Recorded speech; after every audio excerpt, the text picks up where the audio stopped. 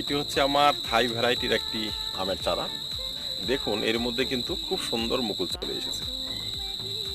এটি গাছ খুব লাকি গাছ, এই গাছে কিন্তু আম হয়।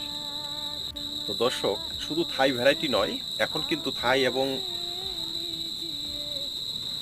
কাটিমন সব ধরনের গাছে কিন্তু ফুল আসে, বিশেষ করে এই বর্ষার শেষ অক্টোবরের এই মাসে যেগুলো অল টাইম গাছ রয়েছে। এই দেখুন কাটিমনেও কিন্তু মুকুল আসতে শুরু করেছে। এই দেখুন পয়েন্টগুলো, এগুলো হচ্ছে মুকুল আসার লক্ষণ। ডগাতে কোনো পাতা নেই, এই দেখুন কচি পাতা নেই, এখানেও নেই, এগুলোতে মুকুল আসবে। মোটামুটিভাবে 2 থেকে 2.5 বছরের গাছে কিন্তু আম নেওয়া যায়। আর আমার এই গাছটির বয়স কিন্তু 2 বছর হয়ে গিয়েছে।